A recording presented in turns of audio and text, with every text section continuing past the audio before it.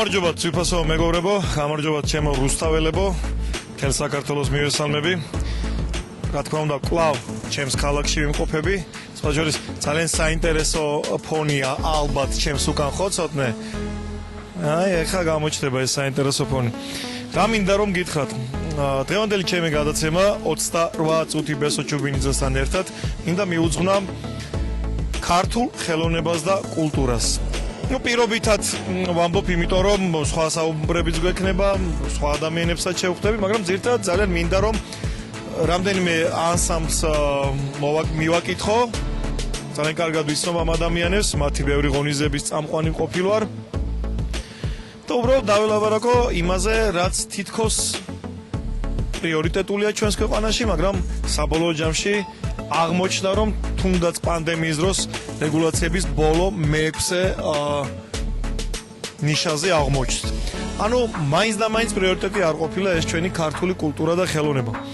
და ჩემი გადაწყვეტილება, რომ აი ზუსტად ის ბანერი, რა ბანერიც ახლა ჩემს უკან ჩანს, აქ დაკიდულიყო და ესეთ ხმამაღალი განაცხადი გამეკეთებინა საქართველოს მაჟორიტარი დეპუტატობის კანდიდატი რუსთავის ოლქიდან ეფუძნება ერთ ძალიან მარტივ განაცხადს. ეს არის განაცხადი იმის შესახებ, რომ ქართულ ხელოვნებას და კულტურას არ ყავს ლობისტი ქართულ პარლამენტში. ეს არის ძალიან ცუდი. რადგან ლობისტი ყავს აბსოლუტურად ყველას, ლობისტი ყავს, მოგესალმებით.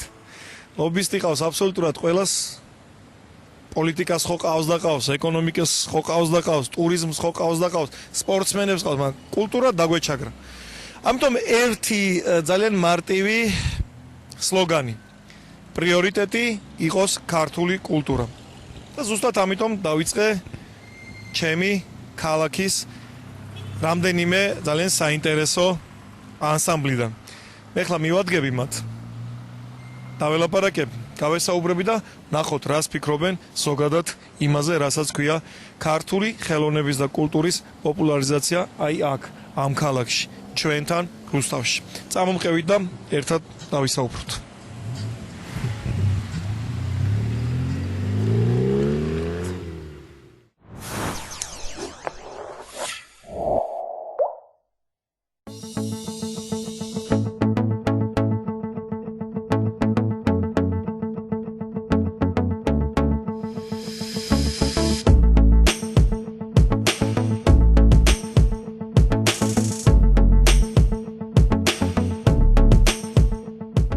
იგი მოვედით ქალაქ რუსთავის ერთ-ერთი საუკეთესო ქორეოგრაფიული ანსამბლია.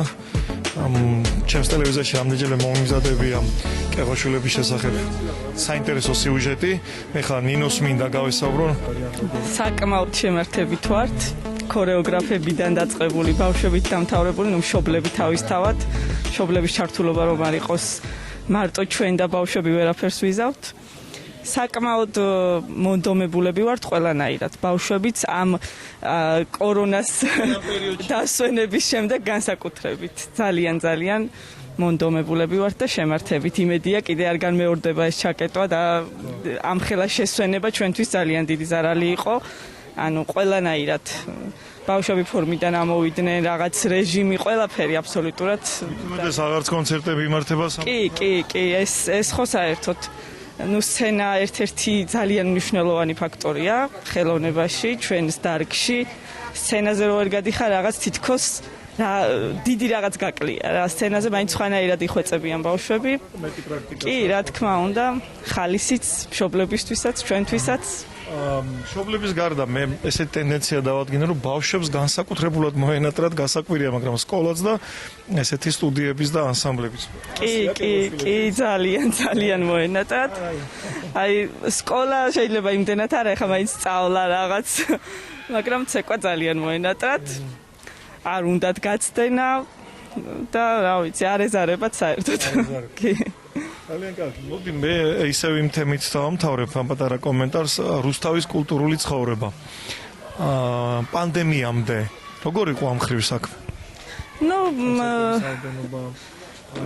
ვერ ვიტყვი რომ ახლა ძალიან გაფუფუნებული ვართ რაღაც რუსთავში კონცერტებით, მაგრამ ვერც იმას ვიტყვი რომ თლათ გაჩერებული იყო ამ ხრივ სიტუაცია.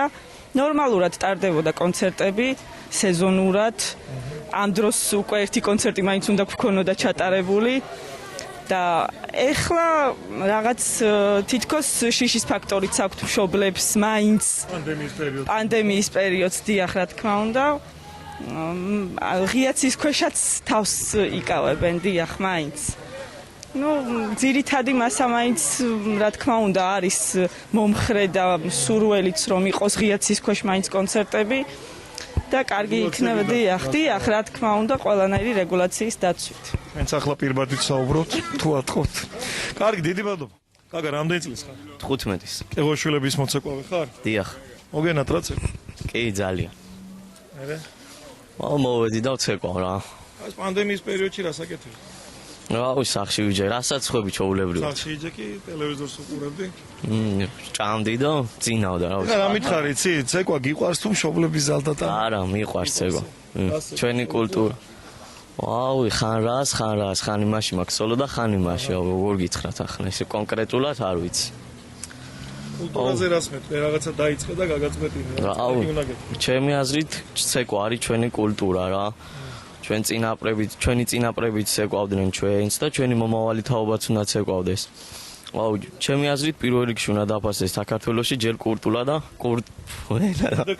შემდეგ ყველაფერი ხალხო ყველა გამოცდილ პოლიტიკოზე მაგარი სიტყვა თქვა ეხლა ამ კაცმა მოდი ხელი ჩამოგართო ეხლა დავისპირდეთ აი აპლოდისმენტები დაიმსახურე ნახე შენი ძმაკაცებისგან მოდი აბა შენდაც მეტყვი შენც მოცეკვავე ხარ დიახ მეც რა მოცეკვავ ქვია სახე შოთიკო ქართულს ხარ ცეკვავ დიახ ქართულს როგორ მივხვდი თვალი მაინც თავისაშევ შენდაც მეტყვი კულტურაზე ახალგაზრდა კაცი ხარ ცეკვაზე დადიხარ ქართულს ცეკვავ რა არის ჩვენთვის ქართული კულტურა ქართული ცეკვა არის ჩვენთვის ყველაფერი ქართული ცეკვა არის ჩვენთვის სიმართლე რო გითხრათ ძალიან მიხარია რომ ქართულ ცეკვაზე დავდივარ და მე ამაყება რომ ქართველი ვარ და ქართული ცეკვა მეც მიყვარს ძალიან ქართული ცეკვა. თვითონ ბავშვს უნდოდა, მაგრამ მეც სურვილი მქონდა, კი და აქ მით უმეტეს კარგად ასწავლიან და ბავშვიც კმაყოფილია და მეც კმაყოფილი ვარ. ვაშკა, შენ რა ქვია სახელი? ბრავო? დავითი. დავით, შენ თუ მოგწონს? დედიკოს რო ეთანხმები და გინახე იქიდან. მოგწონს? რა ცეკვა? რა ცეკვას? ქართულს. ქართულს. კარგად ცეკვავ? დიახ. დისტანციას იცავ? დიახ. ლიზი, საცეკვავ? კეღოშვილებში და ძალიან მომწონს ეს ცეკვის ანსამბლი, იმიტომ რომ გიორგი მასწავლებელი დიდ რომ აძლევს ამაში და იმედი მაქვს რომ კარგად ვიცეკვებთ და ჯერ ამის რომ კონცერტზე ღირსეულად გამოვალთ. ხო გამოსულ ხარ აქამდე კონცერტები? არა. ჯერ არ გამოსულ ხარ? ანუ შენ პანდემიის შემდეგი თაობა ხარ უკვე, ხო, როგორც მე? დიახ. სახში უნდათ შენ რომ ცეკვაზე გევლო თუ შენ თვითონ მოინდომე? არა, მე მინდოდა ძალიან.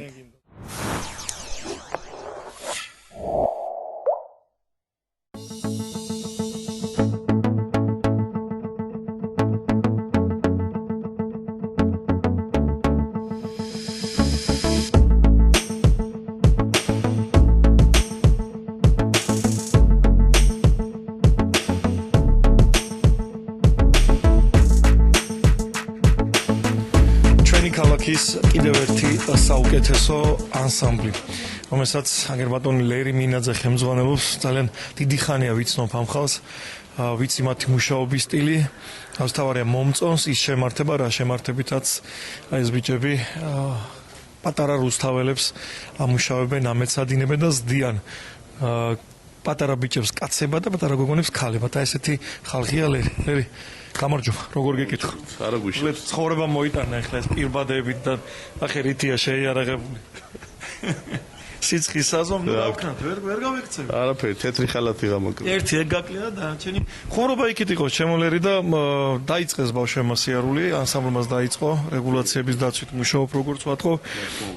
7 თვე არც ერთხელ არ მომხდარა ესეთი რამე რომ თუ ვთქვათ 2 თვე არ მუშაობდით ხოლმე, გასტროლებზე მაინც დავდიოდით და ზბორებზე, ეგრეთ წოდებულ ზბორებზე მაინც დავდიოდით. დანარჩენი როგორ გითხრათ? ეშინია. შობელს ეშინია რომ გამოუშვას ცეკვას. ვირუსის გამო. კარგი, ეს ამ შემთხვევაში პანდემიის გამო და ზოგადად ქვეყანაში, ჩვენ ქალაქში პრიორიტეტული იყო ხოლმე. მარტო ქალაქში არა, რა თქმა უნდა, მთელ საქართველოში. იმიტომ რომ ჩვენი სახე ფაქტიურად ქართული ცეკვა, ქართული ხელოვნება, სიმღერა და ასე შემდეგ. მთელ მსოფლიო გვიცნობს ქართული ცეკვით და ხელოვნებით. არ გეჩვენება რომ სოფლიო მასშტაბით უფრო მეტი დაფასება გვაქვს ვიდრე შიდა რა თქმა უნდა, ნებისმიერ გასტროლზე როცა ყოფილი ვართ. იქ ჟურნალებიც კი იბეჭდებოდა, გაზეთები იბეჭდებოდა, სადაც მხოლოდ ჩვენ ვიყავით გარეკანზე. და აქ დაფასება ნაკლებად გვაქვს. რატო ხდება? არ ვიცი, ალბათ არასწორ გზით მივდივართ, არასწორი მიმართულებით მივდივართ. ლერი მკიცის ჩემო ძვირფას ტელემოყურებლებო, მაგრამ პირველი რაც თქვი, რატომ შევყავი თავი ამ პოლიტიკურ მოძრაობაში და რატომ მოვინდომე ჩემი ქალაქის მაჟორიტარ დეპუტატობა, იმიტომ რომ კულტურა უნდა იყოს პრიორიტეტი. იქ სადაც კულტურა არ არის პრიორიტეტი, ყველაფერი იქნება გაცილებით უარესად, ვიდრე შეიძლება ეს თქვენ გეგონოთ. არ ვიცი, მეთანხმები თუ არა ჩემო ლერი, მაგრამ იქ სადაც პრიორიტეტი არ არის კულტურა, არაფერი კარგად არ იქნება. უბრალოდ ერთ დავამატებ, ქართული ცეკვა არის ქალისა და მამაკაცის ურთიერთობა ქართულად. ანუ როგორც ჩვენი წინაპრები გვასწავლდნენ. ეს უნდა გადავცეთ, მე მგონი ჩვენ ბავშვებს, სადაც ვაკეთებთ ყველაზე კარგად. რა თქმა უნდა, კარგად ვაკეთებთ თუ არ ვაკეთებთ, როგორც შეგვიძლია და როგორც მამა-პაპამ გვასწავლა, ისე ვაკეთებთ. ეხლა შენ ბავშვები გელოდებიან? რა თქმა უნდა. კარგი, გავუშვათ ლერი, კიდევ ერთხელ მადლობა. სპირტის დამასხი მოდივარი. და ესე რეგულაციების დაცვით და ესე ნელ-ნელა ყველაფერი კარგად იქნება და გამოსწორდება. მთავარია სურვილი იყოს იმის, რომ იქ უმაღლეს საკანონმდებლო ორგანოში ყავდეს ერთი ადამიანი მაინც ლობისტი, რომელიც ქართულ ხელოვნებას და კულტურას აი ასე მედგრად მოკიდებს ხელს და გაუძღება წინ. მე მაქვს ამის პრეტენზია.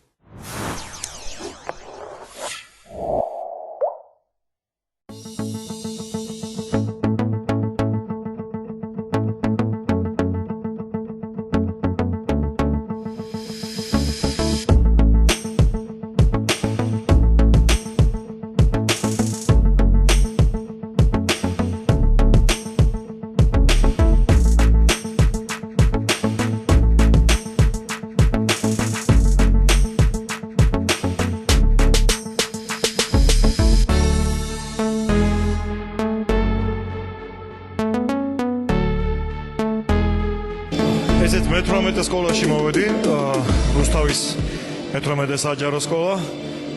აგერ წეღანაც გითხარით, ერთ-ერთი უწესიერესი ხალხი ანსამბლი მწვერვალიდან, ახლა ბატონ ჯუბოს მივესალმები. კაი გამარჯობა. რეპეტიციაზე შემოგეჭერი ჯუმბერ, მაგრამ უნდა მაპატიო იმ. არა უშავს როგორი. სხვანაირად ისეთი მკაცრი რეგულაციები გაქვს თქვენით დაცული, რომ ცოტა გამიჭირდებოდა და პირბადითაც საუბრობ. ჯუმბერ, რაზე ვაკეთებ დღევანდელ გადაცემას? ქართული ხელოვნების და კულტურის დეფიციტი, პრიორიტეტები. რატომ არ არის ამ ქვეყანაში პრიორიტეტი ქართული ხელოვნება და კულტურა, როცა ნებისმიერ საერთაშორისო ღონისძიებაზეც კი აი ამ დარგით წარსდგებით ხოლმე, სადაც არ უნდა იყოს. რაშია საქმე და რა გვაკლია? აი მაგას მე ვერ გეტყვით, იმიტომ რომ ეს ჩემთვისაც გულდასაწყვეტი არის ბესო ძალიან, იმიტომ რომ აი ხლა ეს ჩაკეტვების და ესელის თემაც რო იყო.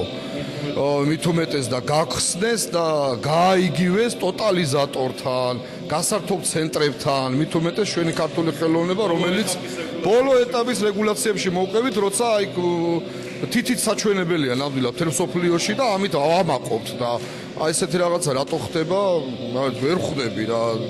დაუფასებელია ძალიან. აი ეს უნდა მეთქვა, რამდენად არის დაფასებული? სამწუხაროდ ძალიან დაუფასებელია. რა უნდა გაკეთდეს იმისთვის, რომ ცოტა უფრო მეტად პრიორიტეტული იყოს შიდა სამზარეულოში და საქართველოში? აუცილებლად, ჩემი აზრით, აუცილებლად მესარი უნდა იყოს ის, რომ ჩვენი წარმომადგენელი, ვინმე აუცილებლად საკანონმდებლო ორგანოში უნდა იყოს, რომ ჩვენი უფლებები დაიცვას. აუცილებლად, ვინმე წარმომადგენელს. სპორტს ყავს და საერთოდ ჩემამდეც არ დადის კიდე ეს სამინისტროები, რატო არ უნდა იყოს ქორეოგრაფიული სიტყვაზე ხელოვნების ცალკე სამინისტრო? ჩემო ჯუმბერ, კულტურის განათლების ზეგთა დაცვის და სპორტის ერთად ვერ მიმახსოვრებ უკვე მაგდესაც რა წარმოიდგინე და ჩვენი წარმომადგენელი აუცილებლად უნდა იყოს რა და პროცესი ხმა გაგვაგებინოს და ელემენტარული და დაიცვას ეს ჩვენი უფლებები ელემენტარული. კარგი, ჯუმბერ, რუსთავში რა მდგომარეობაა ამჯერად? მე კი კარგად ვიცი, მაგრამ მაყურებელსაც მინდა გავაგებინოთ, რომ პრიორიტეტი ისე როგორც საქართველოს სხვა ქალაქებში, მაინც რუსთავშიც აღარ არის კულტურა და ხელოვნება. მიუხედავად იმისა, რომ ესეთი გლებივით გოგოები და ბიჭები მუშაობენ, ამათი დამსახურებაა სხვათა შორის პედაგოგების კიდე რომ ეს ბავშვები რაღაც ტრადიციულს და ქართულს ეზიარებიან და რა ვიცი, ბიჭები კაცებად იზრდებიან და გოგონები ქალებად. ვისაც კიდე ერთხელ მადლობა მინდა გადაგიხადოთ. რომ ეს ჩემთვის პრინციპულია, რომ ეს ბავშვები გაიზარდონ ისე როგორც საჭირო. პანდემია რომ არ იყოს. ჩამთავრდება დიდი იმედი მაქვს წლის ბოლომდე როგორც ამბობენ ხო რაღაც უნდა გამოსწორდეს. გარდა იმისა, რომ ჩვენი წარმომადგენელი უნდა გვყავდეს საქართველოს პარლამენტში და რისაც სხვადასხვა მაყურებელმა იცის, მე ვიბრძვი ჩვენი ქალაქის მაჟორიტარი დეპუტატობის კანდიდატი ხარდაჭერა თქვენ დიდი მადლობა ზუსტად ვიცი რომ თქვენი ხარდაჭერა გვაქვს. უბრალოდ მაინტერესებს ერთი რაღაცა რა. იქ სადაც ქვეყანაში პრიორიტეტებს ქვეშ ბოლო ვერსიაზე გამოდგა კულტურა, რა ნაბიჯები უნდა გადაიდგას? უნდა იყოს ეს მობიერი ნაბიჯები, მკაცრი, ხისტი. აი როგორ უნდა მივიდეთ იქამდე რომ გავაგებინოთ თავრობა? ყველანაირ ხერხს უნდა მივმართოთ ესო. ყველანაირ ხერხს უნდა მივმართოთ ის, რომ ბოლო პრიორიტეტი კი არ უნდა იყოს, ეს უნდა იყოს პირველი და უკიდურესად პირველი, იმიტომ რომ ჩვენი ხელოვნება მთელი მსოფლიო თაყვანს სცემს. და ჩვენ პირიქით ბოლო პერიოდში იმავშებით და რა ვიცი, ვაიგივებთ ტოტალიზატორებთან და ასე შემდეგ და ეს ძალიან გულდასაწყვეტი არის რა. ბავშვები როგორი მონდომებულები დაბრუნდნენ? ძალიან მონდომებულები, აი ხო გეუბნებით და ერთ პერიოდი დავიწყეთ სექტემბერში, მე ხო ისევ სკოლები გააჩერეს, ისევ გავჩერდი და ერთი ის მინდა ვთქვა, რომ ერთმა ბავშვმა დაიწყო ტირილი. რა ვეუბნები შვილო მეთქი რა გატირებს? აღარ მინდა სახში წასვლა ცეკვაზე მინდა სიარული ისევო და ფსიქოლოგიური სტრესი ქონდათ ბავშვებს და ეხლაც აი ისე გიყურებენ რაღაცა რომ აი თვითონაც ეშინიათ რომ ამ დღეს გავჩერდებით, ამ ხვალ გავჩერდებით და აი ამიტომ დამატებით რეპეტიციებს უტარებ მაქსიმალურად რომ იქნებ რაღაც შეეგუონ ბავშვები იმას. ძალიან ის გულოთხოვნა გაუჩნდათ, მაგრამ თვითონ აი ჩათვალეთ რომ ის 7 თვე რაც დაკეტილები ვიყავით მესო, ჩათვალე რომ აი 0 ყველაფერი წყალში გადაგვეყარა და თვითონ ბავშვებს რაც აქამდე დასწავლი ქონდათ, აი ახლა ვართ აღდგენაზე და ისევ თავიდან უნდა დავიწყოთ, 0-დან ვიწყებთ ფაქტიურად რა.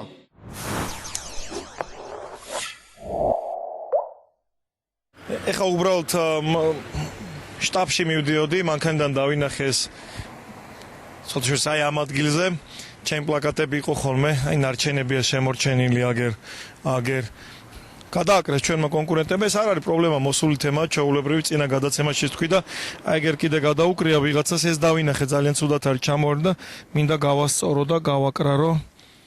ეს ის არის, რა ქვია, იმათი თეთრების პარტია რაღაც ბურჯანაშვილაო თიანი საქართველო. ეს რუსების პარტია. ხო და ჩემსაზე ქონდათ გადაკრული და უბრალოდ ჩამოვარდნილი იყო და მე გაგისწორებთ აი ესე რა. იყო ეს ჩემსაზე გადაკრული, არ არის პრობლემა. აქაც აი ნახეთ აი აქაც იგივენაირად უფრო კარგად დავამაგრებ, რომ უფრო ყარად იყოს და რო არ ჩამოვაჯდეს რა. აი ესე, რო არ ჩამოვარდეს.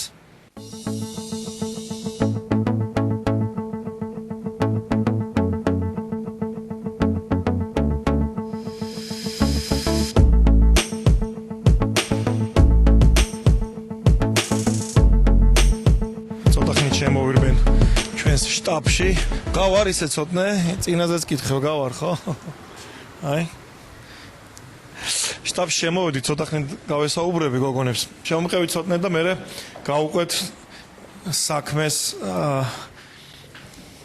როგორ ახარ გოგონებო? ხომ მშვიდობა? როგორ მიდის საქმე? მოულოდნელად ვიცი ხოლმე თავზე დადგომა. როგორ მიდის? აი CS:GO საიტზე ამოწმებ რაღაცას აშკარად, ხო?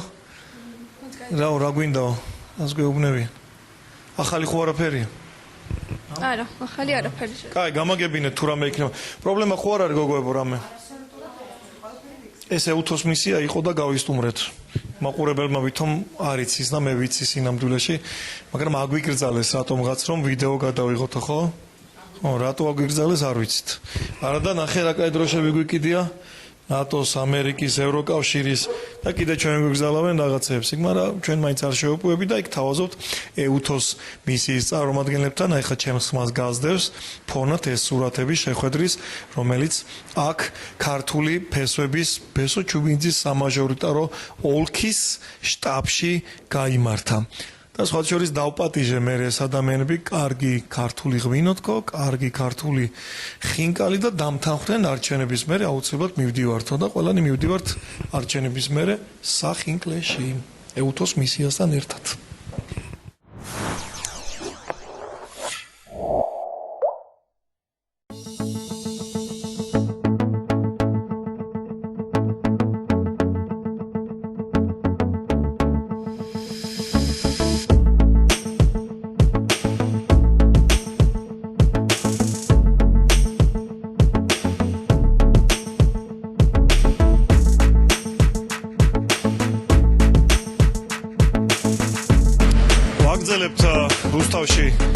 ესეთი ჩემი თანაქალაქელების საუბრის ჩაწერას და აგერ ძალიან კარგი ხალხი. გამარჯობათ, ბიჭებო, მოგესალმებით. სეხნიო. იცი რა არის? ჩვენ ეთერს გარეთ ვისაუბრეთ და რა პრობლემებზეც მინდა რომ თქვენ მესაუბროთ. ის კი არა რომ მე მოგიყვეთ რამე. რა გვაქვს დღეს ყველაზე მნიშვნელოვანი პრობლემა აი ამ ქალაქში. მე ვიცი ჩემი შეხედულებით, თქვენი შეხედულებით? სამსახურები თავისთავად, დანარჩენი რა ვიცი, რა გითხრათ. ბევრი რამე არის, მაგრამ ჯერჯერობით სამსახურები თავისთავად. კი, თავისთავად. კარგი, მოდი მაშინ ესეც შევი რაღაც ცუდი ჟურნალისტის როლს ვითამაშებ და ტაქსზე მუშაობ. კი, მაგრამ არ არის ახლა რომ მუშაობ თელი დღე გეხარა და არაფერი ეს შემოსავლების წყარო არ არის, ასე რომ თქვა, ეს არის ეს ჩვენ ვარ თვით დასაქმებულები. ეს არის აი ბოლო წერტილი რა რო იტყვია რა უმუშევრობის ხო ყველა რესურსი რო ამოგეწურება გამოდიხარ და პირდაპირ ნაკითხვა არის მუშაობა? არ არის, ხალხს უჭირს. თქვენ კარგად იცით რა, ყველას უჭირს, ფული არ აქვს და თავისთავად ტაქსით ვერ გადაადგილდებიან და გადაადგილდებიან ავტობუსით და მარშრუტკით. რა თქმა უნდა, ყველაფერზე მოქმედებს ბენზინის ფასი, ყველაფერზე მოქმედებს დოლარის კურსი და შესაბამისად ეკონომიკა პირველი უნდა იყოს პრიორიტეტად, იმიტომ რომ ბენზინი როცა დაიკლებს, მერე თქვენც ალბათ შედარებით ნაკლებს ტარიფიც დაეკლება. ხო. ეხლა მაინტერესებს ესეთი რაღაცა. მე როგორც ამ ქალაქის მაჟორიტარი დეპუტატობის კანდიდატი გადავწყვიტე რომ გამარჯვების შემდეგ 6 თვის განმავლობაში არ ავიღო ხელფასი. და ეს ხელფასი დაურიგო იმ ადამიანებს, ვისაც ყველაზე მეტად ჭირდება. თქვენ რო ჩემს ადგილზე იყო, სად გადაანაწილებდით ამ ხელფასს? პირველ რიგში გაჭირებულს მრავალშვილიანებსა და პენსიონერებზე რა. კი ბატონო. მოგეგრებ. თქვენ? იგივე, რა თქმა უნდა. გაჭირებულ ხალხს. ავანტყოფი ხალხი ძალიან ბევრი ყავს და ძალიან უჭირთ სიცოცხლე უჭირთ დღესდღეობით და დავეხმარებოდით მას თავისთავად.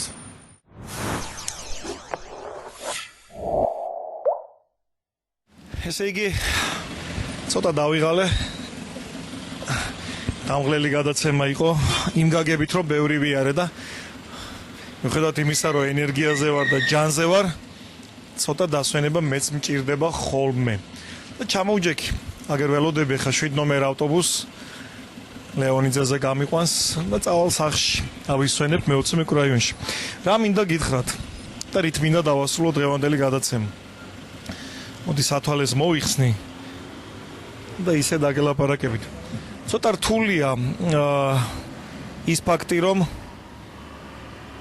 რთულად ვნახულობ ადამიანებს ვისაც აქვთ იმედიანი განწყობა.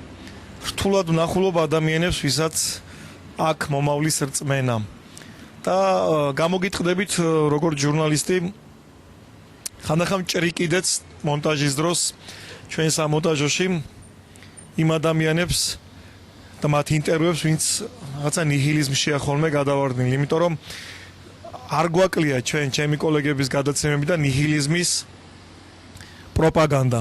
და მაქსიმალურად ვეცდები რომ პირიქით პოზიტივი მეტი ღირსება და მეტი იმედი შემოვიტანო აი ამ ჩემს გადაცემაში 28 წუთი ბესო ჩუბინიძესთან ერთად. საერთოდ ქართული ფესვების ჩვენი მოქალაქეთა პოლიტიკური გაერთიანების ქართული ფესვების არჩევანიც აი ეს არის რომ მეტი იმედი და მეტი პოზიტივი შემოვიტანოს ხალხში, იმიტომ რომ ჩვენ გვაქვს ამის ყველანაირი საშუალება. გვაქვს იმხელა ბექგრაუნდი უკან რომ თქვათ სუდ რაღაცებთან ერთად ხდება ბევრი კარგი რამ და ამ ბევრი კარგი რამის გაშუქება სამწუხაროდ დეფიციტურია ეგრეთ წოდებულ დიდ ტელევიზიებში.